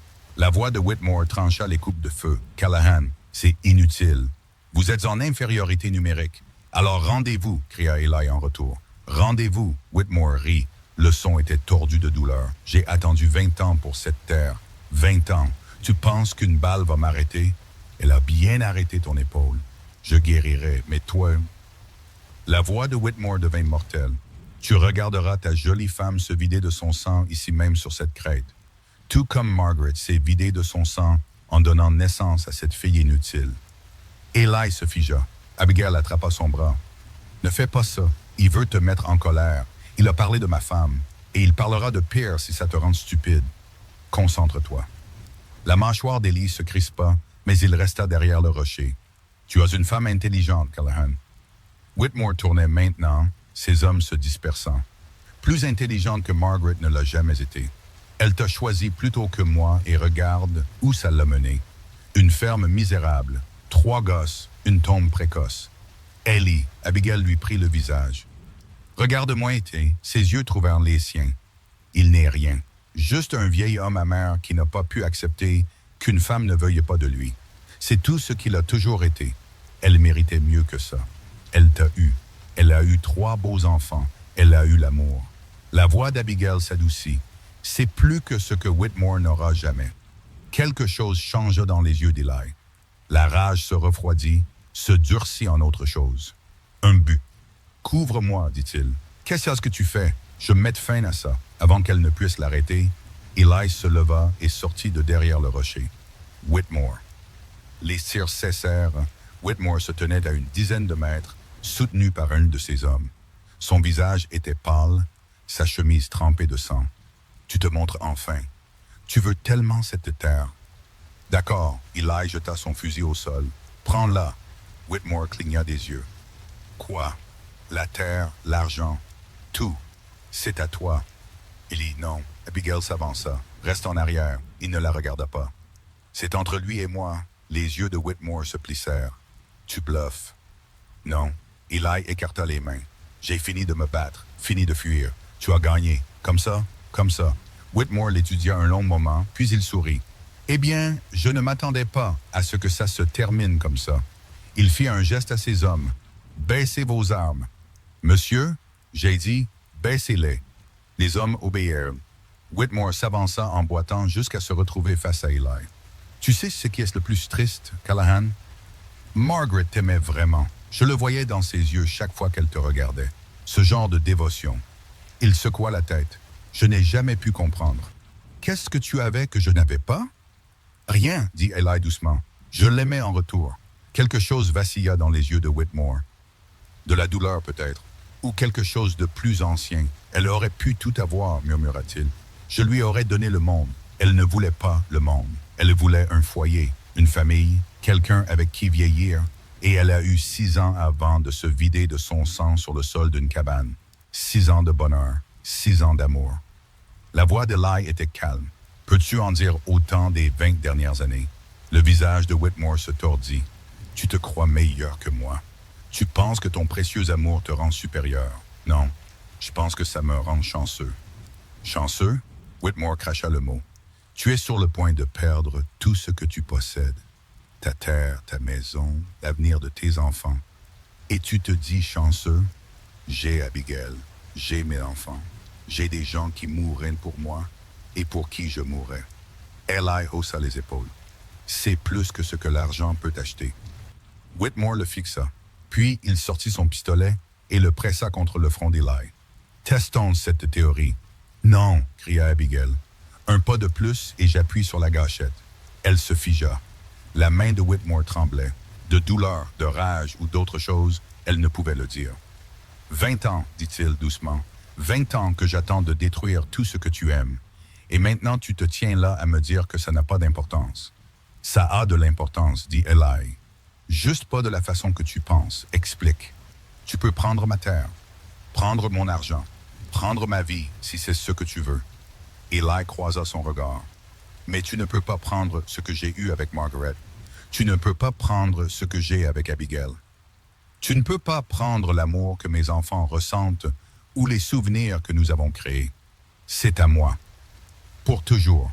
Et tu ne l'auras jamais. Le doigt de Whitmore se crispa sur la gâchette. Un dernier mot. Eli sourit. Ouais, regarde derrière toi. Whitmore se retourna. Une ligne de cavaliers couronnait la crête. 12 hommes, 15, 20. Tous armés, tous portant des insignes. À leur tête se trouvait le shérif Dawson. Et à ses côtés, le docteur Harlan. Horace Whitmore. La voix de Dawson résonna dans la vallée. Vous êtes en état d'arrestation pour fraude, corruption, tentative de meurtre et une douzaine d'autres chefs d'accusation auxquels je penserai sur le chemin du retour. Lâchez votre arme. Les hommes de Whitmore se dispersèrent. Certains coururent. Certains levèrent les mains. Aucun d'eux n'était prêt à mourir pour un homme qui était déjà fini. Whitmore se tenait seul. Le pistolet tremblait dans sa main. « Ce n'est pas fini, dit-il. »« Si, » répondit Eli en reculant. « C'est fini. » Whitmore regarda les cavaliers, ses hommes en fuite, le sang qui coulait le long de son bras. Puis il tourna le pistolet vers sa propre tête. « Whitmore, ne faites pas ça. Le coup de feu ne partit jamais. » Abigail bougea plus vite que quiconque ne s'y attendait. Elle plaqua Whitmore sur le côté, faisant tomber l'arme de sa main. Ils se heurtèrent le sol durement. Whitmore cria de douleur, de fureur et de quelque chose qui ressemblait presque à du chagrin. « Laissez-moi mourir, laissez-moi mourir. » Non, Abigail immobilisa ses bras. « Vous n'avez pas le droit de choisir la facilité. Vous ne comprenez pas. Je comprends très bien. Vous avez passé 20 ans à détruire des vies parce que vous ne supportiez pas le rejet. Vous avez blessé des gens, tué des gens, et maintenant vous voulez échapper aux conséquences. Elle se pencha près de lui. Vous allez être jugé. Vous allez répondre de tout ce que vous avez fait et vous allez passer le reste de votre vie en sachant que vous avez perdu. Pas face à l'argent ou au pouvoir, mais face à l'amour. La seule chose que vous n'avez jamais pu acheter. Whitmore devint flasque sous elle. Le combat était terminé. Le shérif Dawson descendit de cheval et releva Whitmore. Mettez-le sur un cheval. Je le veux dans une cellule avant la nuit. Alors qu'on l'emmenait, Whitmore se retourna vers Eli une dernière fois. Elle n'aurait jamais été heureuse avec moi, n'est-ce pas? Eli secoua la tête. Non, elle ne l'aurait pas été. Whitmore ferma les yeux. Je sais. Puis il disparut. Le docteur Harlan descendit de son cheval et serra brutalement Eli dans ses bras. Espèce d'imbécile, tu aurais pu te faire tuer. Il fallait bien essayer. La prochaine fois, attendre les renforts. Où est-ce le plaisir là-dedans? Abigail se dirigea vers eux, les jambes tremblantes. Ellie la rattrapa avant qu'elle ne tombe. Je te tiens, je sais. Elle enfouit son visage dans sa poitrine et se laissa aller. Les larmes vinrent, dures et rapides. Toute la peur qu'elle avait refoulée, toute la force qu'elle s'était forcée à trouver, tout se déversa d'elle comme une rivière brisant une digue. Eli la serra, ne dit rien, la laissa simplement pleurer. « C'est fini » murmura-t-elle enfin. « C'est fini. La terre, à nous. Les documents sont arrivés à Helena. Le juge a déjà signé les papiers restaurant la concession de mon grand-père. » Il se recula pour la regarder. « On est en sécurité, Abigail.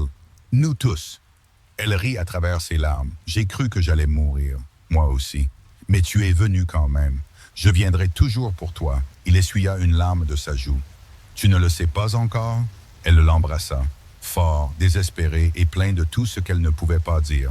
Quand ils se séparèrent, enfin, le docteur Harlan faisait semblant d'examiner les sabots de son cheval avec grand intérêt.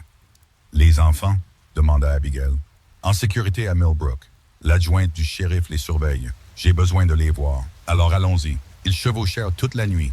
À l'aube, ils atteignirent Millbrook, une petite ville tranquille. Le genre d'endroit où les gens saluent encore les étrangers. Les enfants étaient dans l'église. Quand Abigail franchit la porte, Lily la vit la première. « Maman !» Le mot frappa Abigail comme un coup de foudre. Lily traversa la pièce en courant et se jeta dans les bras d'Abigail. Tommy suivit, biscuit aboyant à ses talons. Même Sam vint, plus lentement, mais il vint. « Tu vas bien » dit Sam. Sa voix était rauque. « On a entendu des coupes de feu. Je vais bien. On va tous bien. Et Whitmore? En prison, là où est sa place. » Sam hocha la tête. Quelque chose dans ses épaules se détendit. « J'ai eu peur, » admit-il doucement. « J'ai cru... » « Je sais. » Abigail le serra contre elle. « Mais on s'en est sortis. Nous tous. » Eli se tenait dans l'embrasure de la porte, regardant sa famille. Ses enfants enroulés autour de la femme qui était devenue leur mère. La femme qui avait affronté un monstre pour les protéger. Son cœur lui semblait trop grand pour sa poitrine. « Papa. » Il baissa les yeux. Lily s'était détachée et tirait sur sa main. « Tu pleures? » Il toucha son visage mouillé. « Je crois bien que oui. Pourquoi?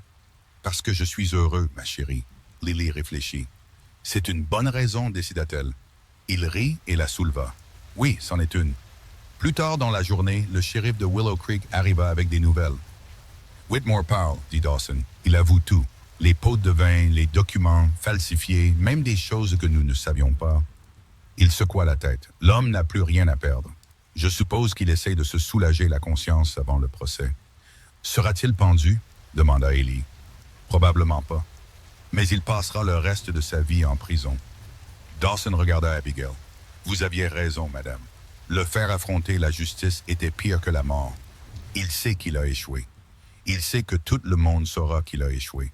Pour un homme comme Whitmore, c'est la pire des punitions. » Après le départ de Dawson, Eli et Abigail s'assirent sur les marches de l'église pendant que les enfants jouaient dans la cour. « Qu'est-ce qui se passe maintenant? » demanda-t-elle. « On rentre à la maison. On reconstruit. On recommence. Et l'argent? J'y ai pensé. » Eli regarda Sam pousser Lily sur une balançoire improvisée. « Je ne veux pas l'exploiter. Quoi? Cette terre était le rêve de mon grand-père, puis celui de mon père, puis le mien. 3 générations de Callahan pensant toutes qu'il y avait un trésor enfoui dans ces collines. » Il se tourna vers elle. « Mais le vrai trésor n'a jamais été dans le sol. Ellie, je veux le laisser. Laissez l'argent où il est. Peut-être qu'un jour, si les enfants en ont besoin, ils pourront le déterrer. Mais pour l'instant, il prit sa main. J'ai tout ce dont j'ai besoin. Abigail resta silencieuse un long moment. Tu en es sûr? J'en suis sûr. C'est beaucoup d'argent auquel tu renonces. L'argent ne fait pas tout. Non, en effet. Elle se pencha contre son épaule. Alors, qu'est-ce qu'on va faire? Élever du bétail, faire pousser des cultures, regarder nos enfants grandir. Il lui embrassa le sommet de la tête, vieillir ensemble. Ça a l'air ennuyeux. Parfait. Il sourit. J'espérais que tu dirais ça. Cette nuit-là, ils restèrent à l'église. Les enfants dormaient sur des bancs, enveloppés dans des couvertures empruntées. Abigail était assise près de la fenêtre, incapable de dormir. Eli la trouva là, regardant les étoiles. « Tu n'arrives pas à te reposer? Trop de choses à penser. » Il s'assit à côté d'elle. « Comme quoi? Comme à quel point ma vie est différente maintenant. Il y a 2 mois, je n'étais rien. Un fardeau, une propriété à vendre. » Elle le regarda. « Maintenant, j'ai une famille, une maison, un avenir. Ça te fait peur. Ça me terrifie. Pourquoi?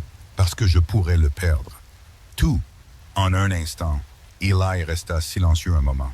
« Quand Margaret est morte, dit-il lentement, j'ai cru que je ne ressentirais plus jamais rien. Je me suis fermé. J'ai construit des murs si hauts que personne ne pouvait les franchir. Je me suis dit que c'était plus facile comme ça. Plus sûr. Qu'est-ce qui a changé? Toi. » Elle le regarda. « Tu es arrivé dans ma maison avec rien d'autre que des bleus et une Bible. Tu avais peur, tu étais seul et tu avais toutes les raisons de haïr le monde, mais tu ne l'as pas fait. Tu as choisi d'aimer, choisi de te soucier, choisi de rester quand n'importe qui d'autre aurait fui. » Sa voix s'érailla. « Tu m'as appris que l'amour n'est pas une question de sécurité. C'est une question de courage. Le courage de tout risquer pour quelque chose qui pourrait ne pas durer. Et si on le perd, alors on l'aura eu. Même si ce n'est que pour un jour, même si ce n'est que pour 1 heure. » Il lui prit le visage entre ses mains. « Je préfère avoir un jour à t'aimer qu'une vie entière à jouer la sécurité. » Les yeux d'Abigail se remplirent de larmes. « Demande-moi encore. Quoi? Ce que tu m'as demandé avant. Sur le porch, demande-moi encore. » Elle a compris. Il s'agenouilla. « Abigail May Thornton, veux-tu m'épouser pour de vrai cette fois? Dans une église, devant Dieu et tout le monde. » Elle sourit à travers ses larmes. « Oui. » Il se leva et l'embrassa. Doucement cette fois. Comme une promesse, comme un vœu. Derrière eux, une petite voix gloussa. « Tommy, regarde. » Papa embrasse mademoiselle Abigail. Ils se séparèrent. 3 visages les observaient de derrière les bancs. « Lily, » grogna Ellie, « tu es censée dormir. » Je dormais, mais j'ai entendu parler. Elle grimpa par-dessus le banc et courut vers eux. « Vous vous mariez pour de vrai maintenant? » « Oui, ça veut dire que mademoiselle Abigail est notre maman pour toujours? » Abigail s'agenouilla. « Si vous voulez de moi. » Lily jeta ses bras autour du cou d'Abigail. « Je veux de toi. » Tommy apparut ensuite, biscuit trottinant derrière lui. « Ça veut dire qu'on peut t'appeler maman pour de vrai maintenant. »« Vous pouvez m'appeler comme vous voulez, mon chéri. Je veux t'appeler maman. Alors, ce sera maman. » Sam resta en retrait, observant. Son visage était illisible. Abigail se leva et se dirigea vers lui. « Sam, madame, tu n'es pas obligé de m'appeler comme tu ne le veux pas. Je sais que je ne suis pas ta vraie mère. Je sais que je ne pourrai jamais la remplacer. Je sais. Mais je veux que tu saches que je t'aime. Vous 3, et je passerai le reste de ma vie à essayer d'être digne de cette famille. » Sam resta silencieux un long moment, puis il s'avança et la serra dans ses bras. « Tu l'es déjà, » murmura-t-il. Abigail le serra fort, et debout là, dans une petite église au milieu de nulle part, entourée de 3 enfants qui avaient tout perdu et tout retrouvé, elle comprit enfin ce que signifiait un foyer. Ce n'était pas un lieu, c'étaient des gens, et elle avait trouvé les siens. Ils retournèrent au ranch 3 jours plus tard. La maison était exactement comme ils l'avaient laissée. La vaisselle dans l'évier, le linge sur la corde, une tasse de café à moitié finie sur la table de la cuisine.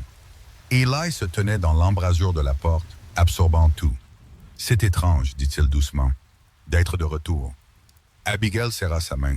« On se sent à la maison. » « Ouais, » il se tourna vers elle. « Maintenant, oui.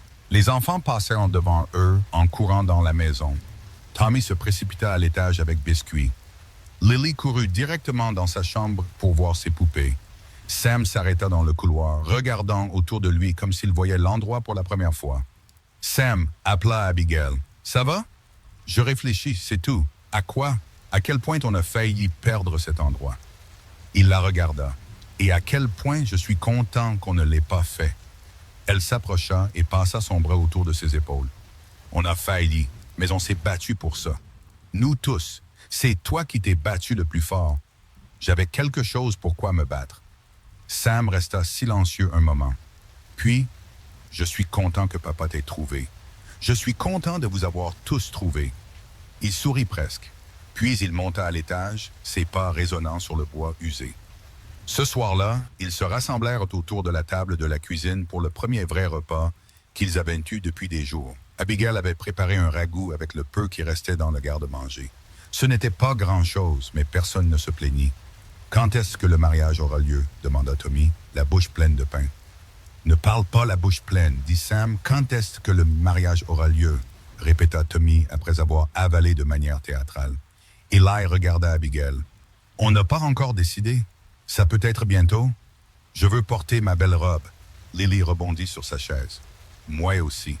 Je peux porter des fleurs. » La fille de Madame Henderson portait des fleurs à son mariage et elle a pu les garder après. « On verra. Ça veut dire oui, n'est-ce pas? » Eli rit. « Ça veut dire qu'on verra. » Après le souper, pendant que les enfants faisaient la vaisselle, Eli prit Abigail à part. « Je pensais à dimanche. » « Ce dimanche? Pourquoi attendre? On a le pasteur. On a des témoins. On sait l'un l'autre. » Il prit ses mains. « Je ne veux pas perdre un jour de plus. Eli, c'est dans 4 jours. » C'est un problème? Elle y réfléchit. Un vrai mariage prenait des mois à organiser.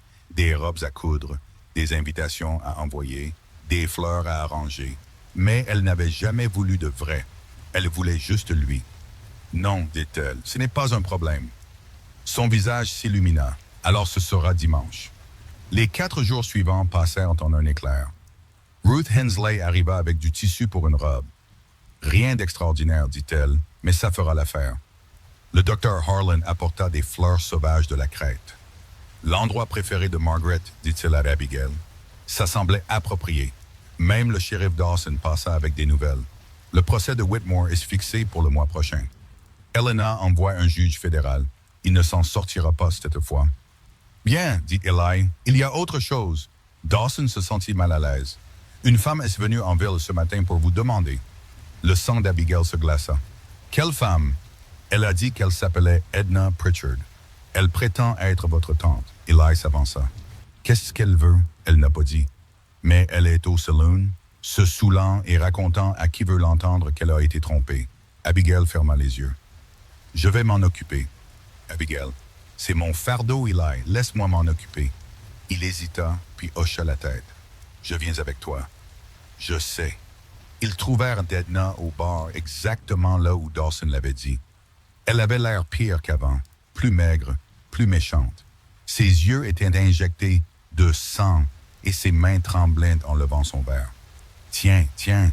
Elle repéra Abigail et ricana. « Si ce n'est pas ma nièce ingrate. »« Edna. » « C'est tante Edna pour toi, ma fille. »« Non, ça ne l'est pas. » Abigail s'arrêta à 1 mètre. « Qu'est-ce que tu veux? Ce que je veux? » Edna rit amèrement. « Je veux ce qui m'est dû. Cet éleveur a payé 40 $ pour toi. 40 $. Et maintenant, j'entends dire qu'il est assis sur une mine d'argent qui vaut des milliers. L'argent n'est pas exploité. Peu importe. Le fait est que je t'ai vendu pour une bouchée de pain. Beaucoup trop bon marché. » Les yeux d'Edna se plissèrent. « Je veux ma part. » Eli s'avança. « Tu n'as pas de part. »« Qui t'a demandé ton avis? » cracha Edna. « C'est entre moi et la fille. La fille est ma femme, ce qui en fait mes affaires. »« Femme? » Edna rit. « Elle n'est pas ta femme. C'est une propriété, comme elle l'a toujours été. » Quelque chose se brisa en Abigail. « Non. » Edna cligna des yeux. « Quoi? » J'ai dit non. Abigail s'approcha. « Je n'ai jamais été ta propriété, Edna. J'étais une enfant que tu étais censé protéger. Une enfant que tu as battue, affamée et vendue comme du bétail. » Sa voix était calme, froide. « Mais c'est fini maintenant. Tu n'as aucun droit sur moi, aucun droit sur ma famille, aucun droit sur rien. Écoute-moi bien. Non, c'est toi qui écoutes. Les yeux d'Abigail flamboyèrent. J'ai passé 5 ans à avoir peur de toi. 5 ans à penser que je méritais chaque bleu, chaque insulte, chaque cruauté. Mais ce n'était pas le cas. Rien de tout ça. Le visage d'Edna se tordit. Espèce de petite ingrate. Je suis reconnaissante pour une chose, la coupa Abigail. Je suis reconnaissante que tu m'aies vendue, parce que ça m'a mené ici, à un homme qui m'aime, à des enfants qui ont besoin de moi, à une vie qui vaut la peine d'être vécue. Elle se pencha. Alors merci, tante Edna. Merci d'avoir été si horrible que le seul moyen de m'échapper était d'être acheté par un étranger. La bouche d'Edna s'ouvrit, se ferma, s'ouvrit à nouveau. Aucun mot ne sortit. Eli se plaça à côté d'Abigail.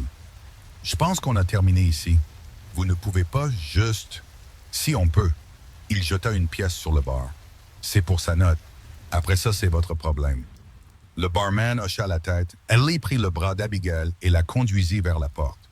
Ce n'est pas fini, cria Edna derrière eux. Vous m'entendez? Ce n'est pas fini. Mais c'était fini, et ils le savaient tous les deux. Dehors, Abigail s'appuya contre le poteau d'attache. Ses mains tremblaient. Ça va? Je crois que oui. Elle laissa échapper un souffle tremblant. Ça fait 5 ans que je veux dire ça. Qu'est-ce que ça fait? Elle y réfléchit, libre. Il la serra contre lui. Bien, parce que tu l'es. Pour toujours. Dimanche arriva avec un ciel clair et une brise chaude. L'église était petite mais bondée. Ruth Hensley était assise au premier rang, s'épongeant les yeux. Le docteur Harlan se tenait à côté d'Eli en tant que témoin. Même le shérif Dawson était venu, son insigne poli pour l'occasion. Les enfants attendaient à l'hôtel. Sam se tenait raide et sérieux dans le vieux costume de son père. Tommy s'agitait avec son col. Lily serrait un bouquet de fleurs sauvages, les pétales tombant déjà. Puis la porte s'ouvrit. Abigail entra dans l'église. Sa robe était simple, en coton blanc avec de la dentelle au col. Ses cheveux étaient tressés avec des rubans que Lily avait choisis. Autour de son cou pendait le collier de perles que la mère d'Eli avait porté le jour de son mariage. Elle était magnifique, et Eli oublia comment respirer. « Papa. » Tommy tira sur sa manche. « Papa, tu pleures. »« Tais-toi, Tommy. Si tu pleures. Sam, regarde. Papa pleure. Tommy, je te jure. » Abigail atteignit l'hôtel en riant. « Tu pleures? »« Non. Si. Peut-être un peu. » Elle prit ses mains. « Je t'aime aussi. » Il serra ses doigts. « Même si nos enfants sont des diables. »« Eh !» protesta Tommy. « Surtout parce que nos enfants sont des diables. » Le révérend se racla la gorge. « Pouvons-nous commencer? » La cérémonie fut courte, simple, parfaite. Quand vint le moment des vœux, Eli parla le premier. « Abigail, il y a 2 mois, tu es arrivée à ce ranch avec rien d'autre que des bleus et une Bible. Je pensais que j'achetais de l'aide. Il s'est avéré que j'étais en train d'être sauvé. » Sa voix s'érailla. « Tu as donné une mère à mes enfants. Tu as donné un cœur à cette maison. Tu m'as donné quelque chose que je pensais avoir perdu pour toujours. L'espoir. Je ne te mérite pas, mais je promets de passer le reste de ma vie à essayer. » Abigail essuya ses yeux. « Eli, je suis venu ici sans rien attendre, sans rien espérer. Je pensais que ma vie était finie, que l'amour était quelque chose que les autres avaient le droit d'avoir. L'aviez-vous tous? » Elle serra ses mains. « Vous m'avez prouvé le contraire. Toi, Sam, Tommy et Lily. Vous m'avez montré que la famille n'est pas une question de sang. C'est une question de choix. Et je vous choisis, vous tous, aujourd'hui et chaque jour jusqu'à ce que Dieu me rappelle à lui.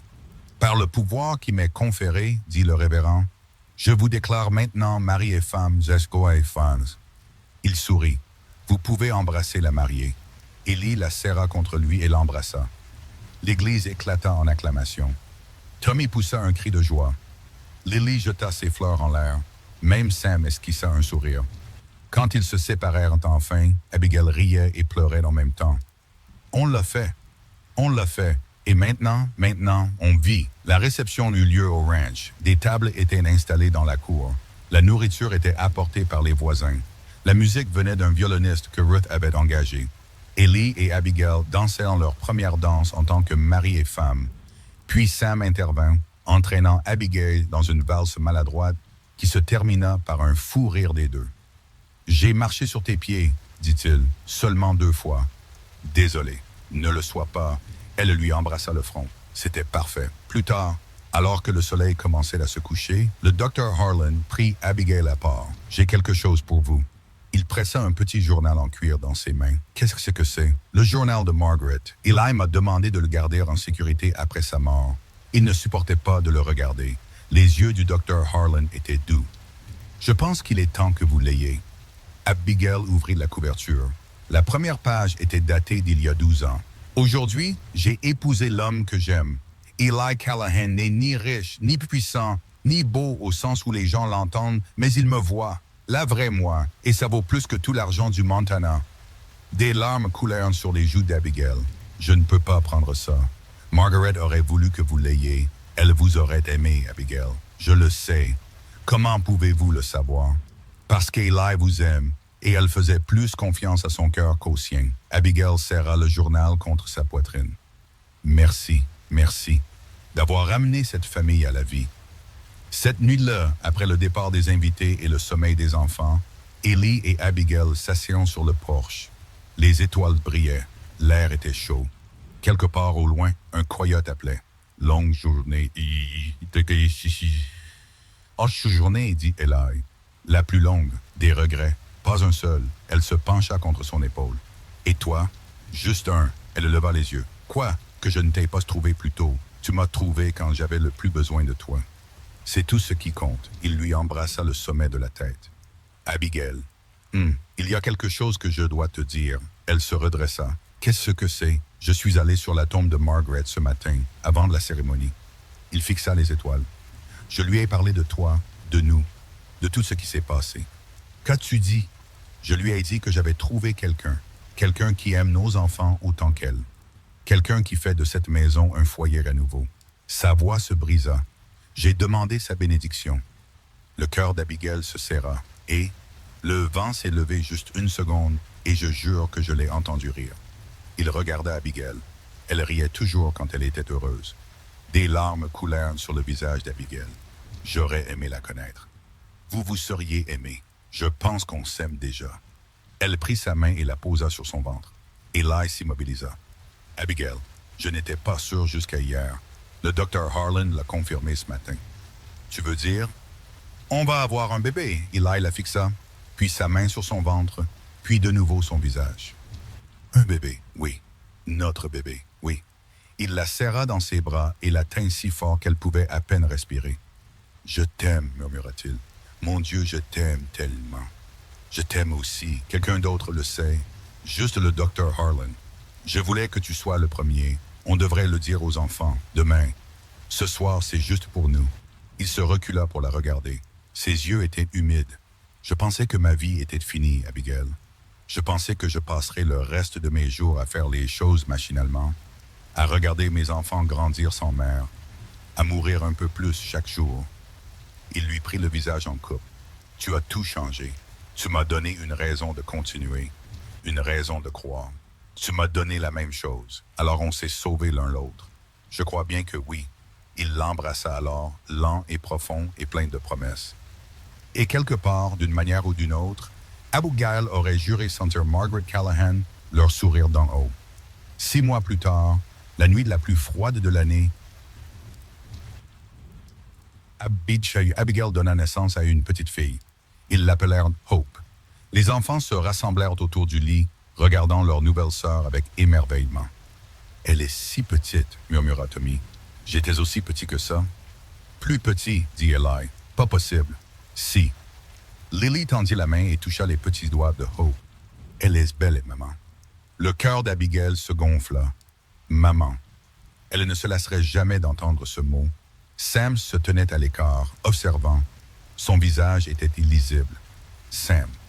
Abigail tendit la main. « Viens rencontrer ta... » Il hésita. Puis il s'avança et baissa les yeux sur le bébé. Les yeux de Hope s'ouvrirent, d'un gris profond comme ceux de son père. Elle leva les yeux vers Sam et fit un doux gazouillis. Le visage de Sam se décomposa. « Elle ressemble à maman, » murmura-t-il, « à notre première maman. » Le souffle d'Eli se coupa. C'est vrai. Les yeux, la façon dont elle fronce le nez. Sam s'essuya le visage brutalement. C'est comme si elle était de retour, juste un peu. Abigail prit la main de Sam, Elle veille sur nous. Eux tous. Ta maman, ma maman, tous ceux que nous avons perdus. Elle sourit à travers ses larmes. Et maintenant, ils nous ont envoyé cette petite pour nous rappeler que l'amour ne s'arrête pas. Il change simplement de forme. Sam serra sa main. Je suis content que tu sois là, dit-il doucement. Je suis content que papa t'ait trouvé. Je suis content de vous avoir tous trouvés. Hope bâilla et ferma les yeux. Et à ce moment-là, entourée de sa famille, Abigail comprit quelque chose qu'elle n'avait jamais cru auparavant. Que les choses brisées pouvaient être réparées. Que les choses perdues pouvaient être retrouvées. Qu'une fille vendue pour $40 pouvait devenir la femme la plus riche du Montana.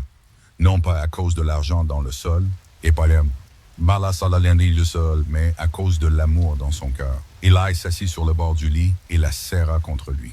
« Merci, murmura-t-il. Pourquoi? D'être resté, de t'être battu, de nous avoir choisis. Je ne vous ai pas choisi. » Elle sourit.